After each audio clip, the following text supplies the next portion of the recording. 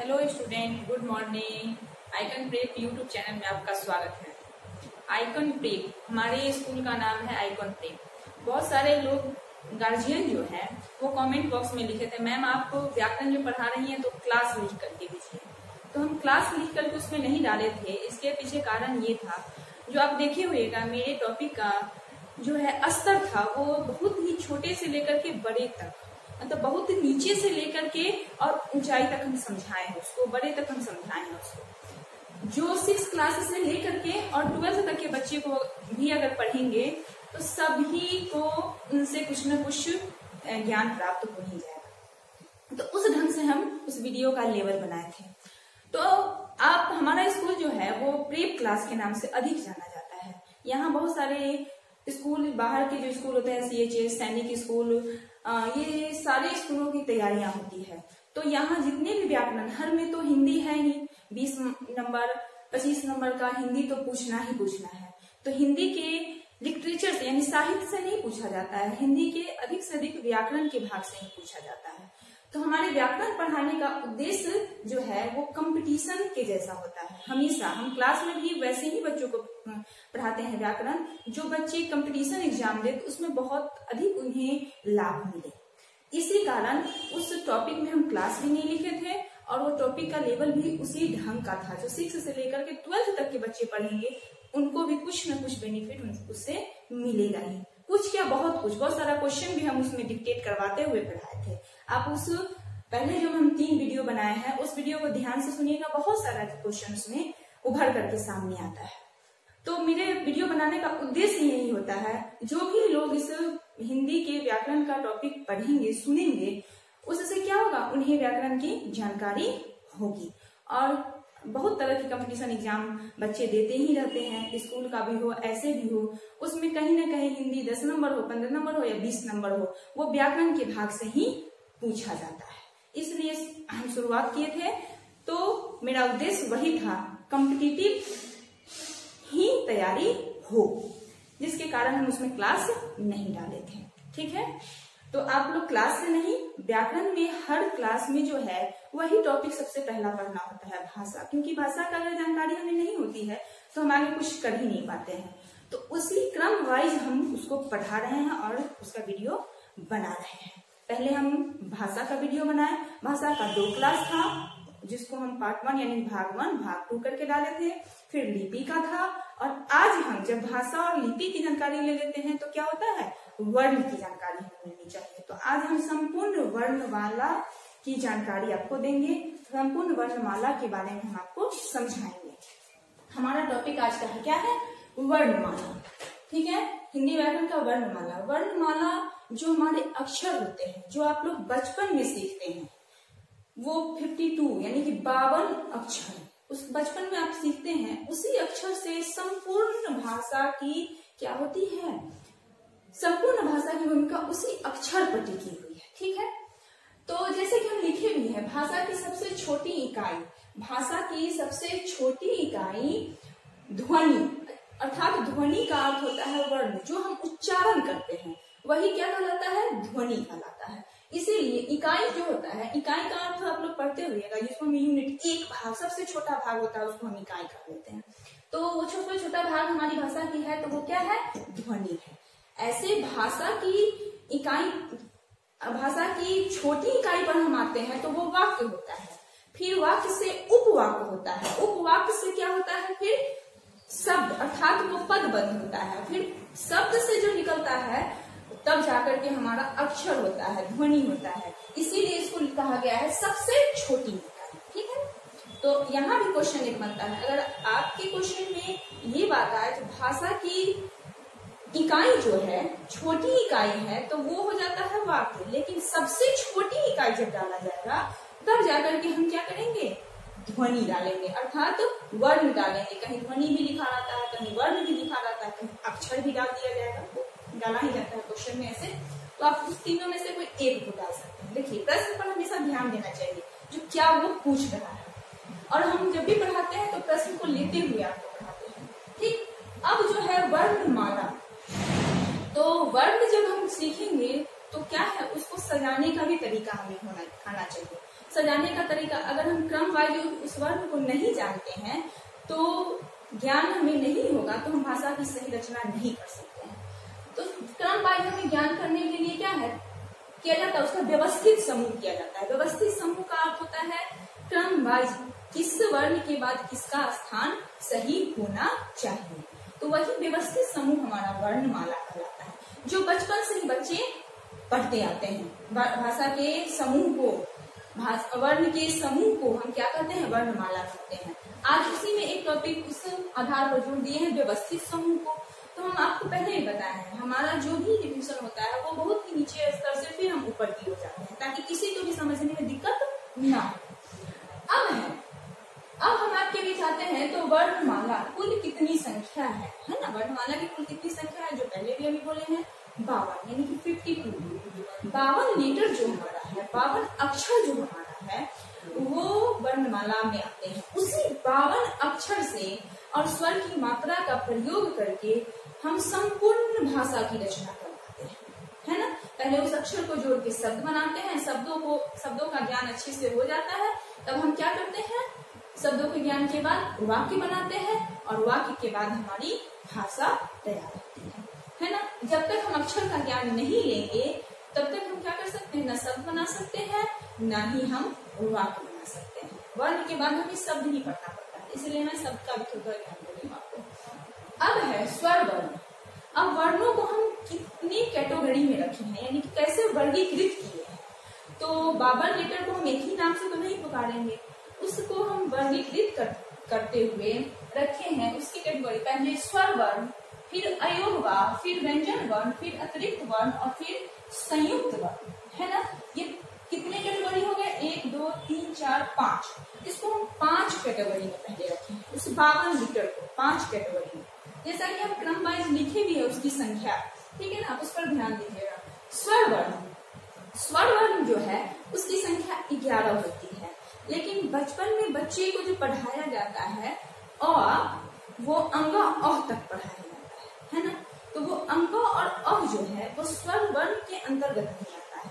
कभी भी ये बात कंफ्यूजन में नहीं रहेगा, क्योंकि बहुत सारे बुक में हम देखते हैं जो गलत भी रहता है, तो स्वर वर्ण की संख्या 13 डाली हुई रहती है। नहीं, वो 13 नहीं है। स्वर वर्ण की मानक हिंदी व्याकरण में अगर स्वर वर्ण की संख्या को माना गया है तो वो है सिर्फ व सिर्फ क्या, 11 है स्वर वर्ण की संख्या। वो अ से लेकर के टोटल औ तक, ओ और है, अ आ हर्षय दीर्घय हर्षौ दीर्घौरी ए ऐ ओ औ तक जो है वो 11 संख्या है। और अंग और अह वो भी बच्चे बचपन में पढ़ते हैं, तो वो अंग और अह को जो है क्या किया गया है, 2 अलग है। तो 11 2 13 हो गया। अंग और अह, ये अंग जो है अनुस्वार है, अनुस्वार अर्थात जब कभी भी हम किसी भी व्यंजन वर्ण की सहायता से जब हम कोई शब्द लिखते हैं तो इसमें इस वर्ण का नहीं, सिर्फ इसकी मात्रा का ही हम प्रयोग करते हैं, सिर्फ इसकी मात्रा का, जिसको हम क्या बोलते हैं, अनुस्वार बोलते हैं। जैसे हमको पंकज ही बोलना होता है तो क्या बोलते हैं, प अनुस्वार क अज पंकज। तो इस तरह से उसकी मात्रा का हम सिर्फ प्रयोग करते हैं। और इसमें ये अनुस्वार जो है इस बिंदु में ध्वनि कौन सी निकलती है, तो नाक से हमारी नौ की ध्वनि निकलती है ना। तो ये जबकि नौ जो है वो व्यंजन वर्ण है, तो हम इस वर्ण को कैसे रख सकते हैं स्वर में, नहीं रख सकते हैं, क्योंकि उसका उच्चारण स्थान नाक है और नाक के बाद जो है वो नौ का ध्वनि उसमें से निकल रहा है नाक से। तो हम व्यंजन वर्ण में उसको रख रहे हैं, व्यंजन वर्ण में। चूंकि क्यों नहीं रख रहे हैं पूरा व्यंजन वर्ण में भी, ये भी बात आप जानिए, क्योंकि ये नीचे का वर्ण उसका है अंग अ और उसके ऊपर अनुस्वार डाला हुआ है, यानी कि वो लिखा गया है किस पर, स्वर पर इसकी मात्रा डाला हुआ है। तो हम मात्रा को लेकर के चलते हैं तो ये अयोगवाह में आ जाता है, दोनों के दोनों अयोगवाह में। इसमें नौ की ध्वनि निकलती है और विसर्ग में जो है वो ह की ध्वनि निकलती है, ह की ध्वनि। जैसे पहले जो आप लोग देखते होइएगा, हम लोग छ तत्सम शब्द में छ ऐसे लिखाता था, लेकिन अभी हम देखते हैं तद्भव शब्द में वो छ ऐसे लिखाता है, छ और ह, अर्थात इस दोनों में विसर्ग में क्या है, ह की ध्वनि छुपी हुई, जो ह भी क्या है, व्यंजन है। ठीक है, ध्यान में रखिएगा। अनुस्वार में न की ध्वनि छिपी हुई है और विसर्ग में ह की ध्वनि छिपी हुई है। कभी कभी ये भी प्रश्न रहता है हमारे कंपटीशन में या किसी एग्जाम में पूछ दिया जाता है, जो अनुस्वार में कौन से वर्ण की ध्वनि आती है ना, विसर्ग में कौन सी वर्ण की ध्वनि है। तो लोग वहां पर ह और अंगह पढ़ते रहते हैं, लेकिन ये नहीं पता होगा इसमें कौन सी वर्ण छिपी हुई है। तो न और ह, न और ह ये दोनों वर्ण छिपा हुआ है आपका, छिपा हुआ है। अब है आपको बता दिए वर्गीकृत स्वर वर्ण अयोगवाह, ये 13 वर्ण का हम आपका वर्णन बताए हैं। जो 11 को पूर्ण रूप से स्वर में रखा जाता है, जिसकी सहायता से पूरी व्यंजन बोली जा रही है, उसकी मात्रा की सहायता से अ की सहायता से तो व्यंजन वर्ण ही बोले जाते हैं। ठीक है, तो अब इसमें जो है व्यंजन वर्ण, अब व्यंजन वर्ण जो है हमारा, व्यंजन वर्ण जो हमारा है वो कितना है, 33 है, 33 है।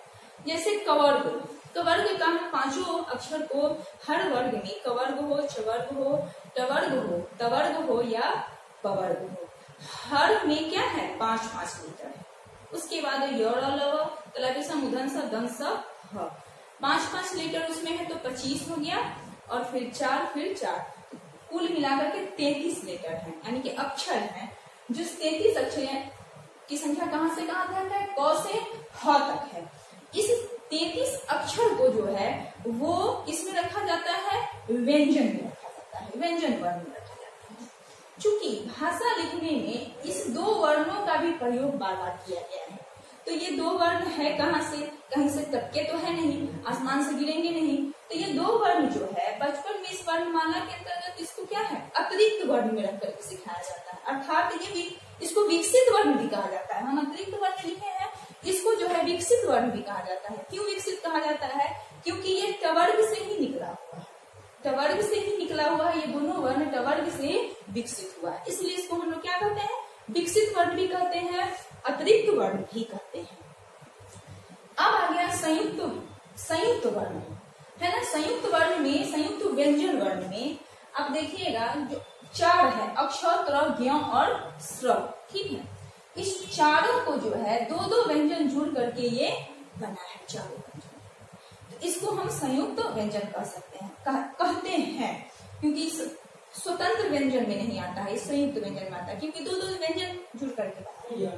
ठीक है, वर्ण के उसके बाद हम लोग आते हैं किस पर, वर्ण के भेद पर। वर्ण के 2 भेद हैं, स्वर वर्ण और व्यंजन वर्ण। अब स्वर वर्ण जो है वो क्या है, वो स्वतंत्र है। कहीं कहीं कंपटीशन एग्जाम में दिया जाता है, स्वतंत्र रूप से बोले जाने वाली वर्ण क्या कहलाती है। अब वहां पर बच्चे जो है स्वर वर्ण के बारे में परिभाषा जानते हैं कि स्वर वर्ण क्या है, लेकिन परिभाषा को सही ढंग से नहीं जानते हैं, वहां कंफ्यूज कर जाते हैं। स्वतंत्र वर्ण कौन सा है ये भी पूछ दिया जाता है, स्वतंत्र वर्ण कौन सा है, और बहुत सारे ऑप्शन में आपको वर्ण डाल दिया जाता है, तो आपको चुनना होगा। स्वतंत्र वर्ण वही होगा जो स्वर वर्ण है। तो स्वर वर्ण कौन है, 11 है। अगर इस 11 में से कोई भी एक वर्ण को हम डाल देंगे तो वो क्या कहलाएगा, स्वतंत्र वर्ण ही कहलाएगा। उसके बाद है आपका, तो स्वतंत्र वर्ण को हम क्या कहते हैं, स्वर वर्ण कहते हैं। अब है स्वर वर्ण के भेद। अभी इसी 11 के जो है वो 2 भेद के अंतर्गत रखे गए हैं, अलग से कोई भेद नहीं आया है जो हम अलग से वर्ण आएगा उसमें भेद। इसी 11 को 2 भेद के अंतर्गत रखे गए हैं, जिसको हम लोग हर्षोस्वर और दीर्घ स्वर कहते हैं, हर्षोस्वर और दीर्घ स्वर। अब जो है दीर्घ हर्ष स्वर, ठीक, दीर्घ स्वर कहते हैं।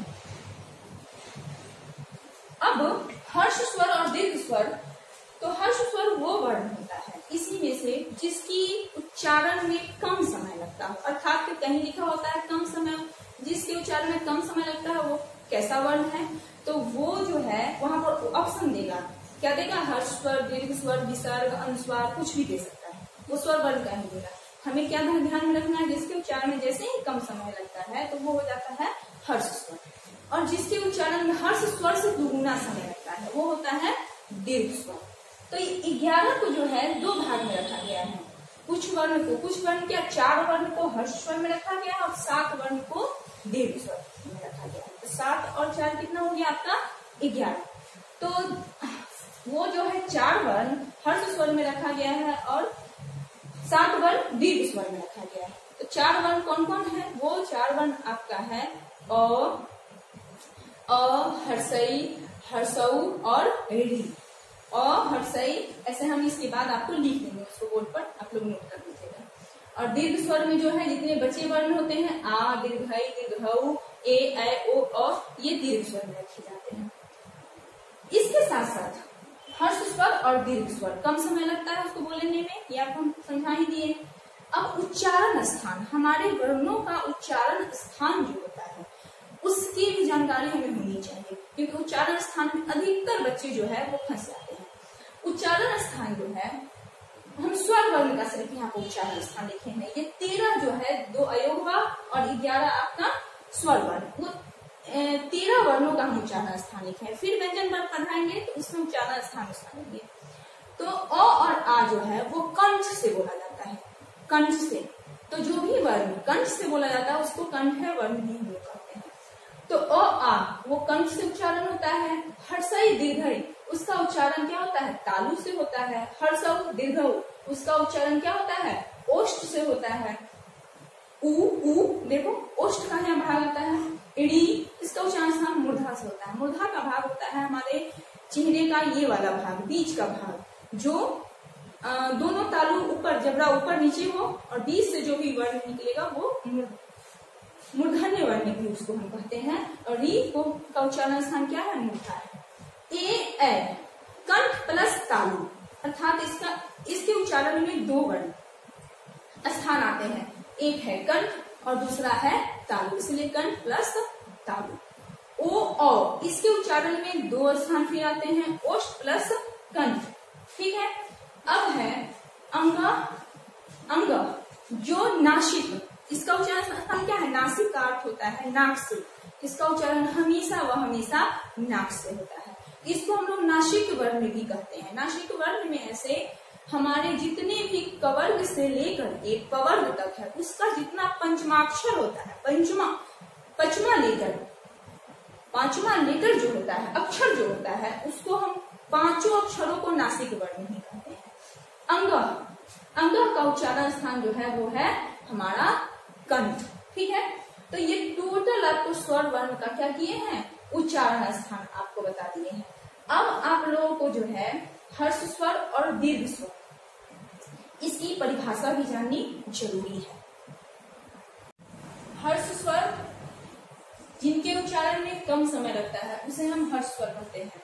जैसे कि अ देखिए कितने आसानी से हम बोलते हैं, और कंठ से हम बोलते हैं लेकिन बहुत ही कम समय में हम बोल लेते हैं। उसी तरह से ई, उ और री, हर्षई, हर्षऊ और री, ऐसे हम लोग उच्चारण में बोलते हैं। लेकिन जब वो व्यंजन के साथ जुड़ता है मात्रा उसकी, तो व्यंजन के साथ अगर हम मात्रा उसकी जोड़ते हैं, ले लीजिए एक क ही हम लेते हैं। ठीक, इसमें एक हर्षिकार और एक क में हम दीर्घिकार लगाते हैं। ठीक, तो क में हर्षिकार और दीर्घिकार लगाए तो देखिए इसका उच्चारण कैसे करेंगे? कम समय की बात अभी हम बोले हैं की, और इसके उच्चारण में क्या होगा? की, अर्थात 2 मात्रा का समय लगा, हर्ष से दुगुना समय लग गया, जोड़ पड़ता है उसमें।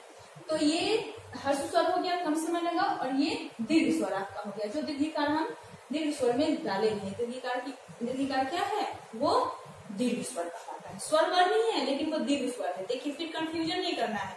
स्वर वर्ण के 2 भेद हैं, हर्ष स्वर और दीर्घ स्वर। वर्ण के भी 2 भेद हैं, वर्ण के 2 भेद स्वर वर्ण और व्यंजन वर्ण। ठीक है। और स्वर वर्ण के 2 भेद हैं, हर्ष स्वर और दीर्घ स्वर। अब वर्ण के भेद में अगर पूछ दिया जाए तो हम हर्ष स्वर दीर्घ स्वर को नहीं ऐड करेंगे। वर्ण के भेद हमेशा स्वर और व्यंजन ही होंगे। वो स्वर के भेद हैं 2, हर्ष स्वर और दीर्घ स्वर। ध्यान में ही रखना है, कंफ्यूजन नहीं होना। दीर्घ स्वर जिसके उच्चारण में हर्ष स्वर से अधिक समय लगता है उसे हम क्या कहते हैं? दीर्घ स्वर कहते हैं। मतलब इससे 2 गुना समय, जो अभी हम आपको उच्चारण करके बताए हैं। अब संधि में जब पढ़िएगा तो हमेशा ये जुड़ने में आएगा, अ जोड़ अ, अर्थात 2 स्वर यहाँ जुड़ा है तब जाकर के बनेगा यहाँ क्या? आ। इसका संधि जब हम पढ़ाएंगे तो संधि में इसका इस्तेमाल पूर्ण रूप से किया जाता है, और इसके ज्ञान के बिना संधि का ज्ञान भी जल्दी नहीं हो पाएगा लोगों को। इसका ज्ञान होना बहुत जरूरी है। दीर्घ स्वर जो है वो क्या है?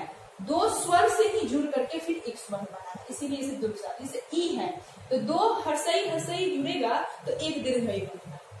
उसी तरह से ठीक है।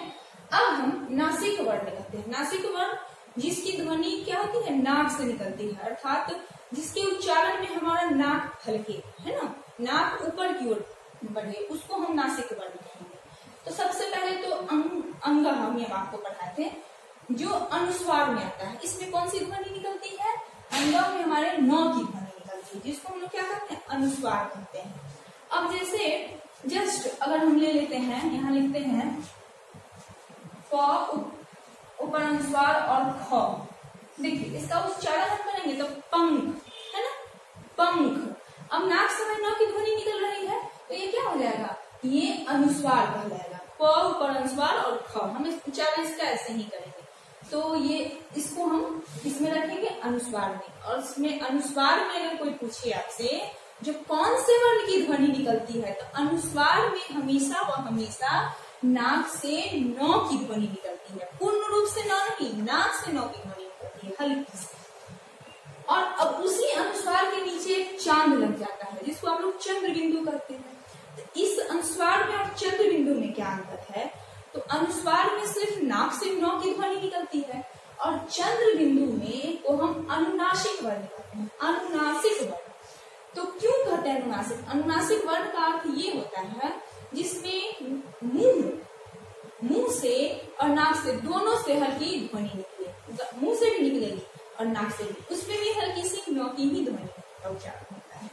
ठीक, अब नासिक वर्ण जो है, नासिक वर्ण के अंतर्गत हर वर्ग के यानी कि कवर्ग का पंचमा अक्षर ये है, चवर्ग का ये पांचवा अक्षर है, तवर्ग का ये पांचवा अक्षर है, टवर्ग का ये पांचवा अक्षर है, तवर्ग का ये पांचवा अक्षर है और पवर्ग का ये पांचवा अक्षर है। ये पांचों का पांचवा अक्षर जो है वो नासिक वर्ण ही कहलाता है। ये कहीं न कहीं नौ के रूप में प्रयोग होता था।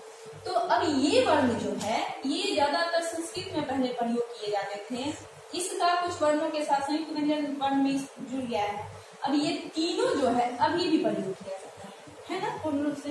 जैसे अभी नौ का आप बता ही दिए, हम आपको अनुस्वार में प्रयोग किए जा रहे हैं। नौ का जैसे हम संबंध लिखते हैं, है ना, तो ये ऐसे भी संबंध लिखते हैं और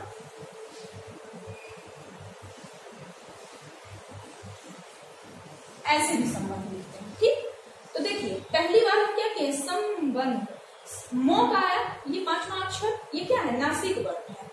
और ये ब है, ब का जो है ऊपर भी अनुस्वार यहाँ दिया हुआ था तो यहाँ फिर हम नौ लिखे हैं, संबंध, है ना, ये भी पांचवा अक्षर हो गया। तो ये टोटल पांचों का पांचों अक्षर जो है वो नासिक वर्ण है। जैसे क्वेश्चन में अगर कहीं दे दिया जाए टवर्गी न ही दे दिया जाए, टवर्गी न, क, ख, ग सब दे दिया जाए, कहा जाए इसमें से नासिक वर्ण कौन सा है, तो ध्यान में रखना है हर वर्ग का पांचवा अक्षर ही नासिक होगा। तो पांचवा अक्षर हमारा नौ है तो वही नासिक ही कहलाएगा। ठीक, अब आते हैं हम लोग विसर्ग पर। ठीक, विसर्ग जो है हमारा वो विसर्ग में ह की ध्वनि निकलती है, जैसे हम लिख देते हैं ह का अर्थ होता है ये व्यंजन वर्ण है ह हमारा। अब पहले जैसे तत्सम शब्द में जो जब भी किसी भी शब्द में विसर्ग का प्रयोग हो, ये भी ध्यान में रखना है, वो शब्द तत्सम ही होगा, क्योंकि तत्सम शब्द में हमेशा विसर्ग का प्रयोग किया गया है जब भी ह का उच्चारण है। जैसे कि हम लोग प्रातः लिखते हैं, ये तत्सम शब्द है, इसका हम तद्भव रूप में सवेरा लिख रहे हैं, अभी सुबह भी लिखते हैं, तो ये विसर्ग का प्रयोग किया गया है। जैसे पहले हम लोग छ लिखते थे, ठीक है, अभी इसको हम लोग क्या कहते हैं, छ और ह लिख देते हैं। अब ये भी सही है और ये भी सही है। फर्क कितना है, जब शब्द पढ़िएगा तो फिर बताएंगे। फर्क कितना है, जो ये हमारा तत्सम शब्द है और ये हमारा तद्भव शब्द है, क्योंकि इसका विकसित रूप अभी हम बताए हैं। विसर्ग में ये दोनों बिंदु जो है उसमें उच्चारण कौन सा छिपा हुआ है, ह का। प्रातः भी लिखते हैं हम लोग तो ह प्रातः, देखिए ह का उच्चारण आ रहा है। उसी तरह से छ और ह उच्चारण आ रहा है, तो इसको क्या किया गया, अभी मानव हिंदी में छ और ह भी लिखा जाता है, ये भी सही माना जाता है। तो ये था आपका विसर्ग का स्वर वर्ण। टोटल स्वर वर्ण हम आपको समझा दिए, जितना भी स्वर वर्ण में वर्ण थे सभी वर्ण को किस अंतर्गत रखा जाता है, वो वर्ण जो है किस प्रकार के हैं, किसको अनुनासिक कहा जाता है तो क्यों कहा जाता है, किसी को अनुस्वार कहा जाता है तो क्यों कहा जाता है, ये सारी बातें हम आपको समझा चुके हैं। अब आपके वर्णमाला में व्यंजन वर्ण बच रहे हैं समझाने का। व्यंजन वर्ण का भी इसी तरह से वर्गीकृत किया गया है, जो अलग अलग वर्गों में उसको रखा गया है, जिसको भेद के अंतर्गत हम रखे हैं, और उसका उच्चारण स्थान भी है, उसे हम उस भेद के अंतर्गत रखे हैं। तो क्यों रखे हैं, है ना? तो इसका ज्ञान हमें लेना है। अगले क्लास में हम आपको व्यंजन वर्ण पर पढ़ाएंगे, ठीक है? स्वर वर्ण का आपका पूरा का पूरा टॉपिक यहाँ समाप्त हुआ। Thank you.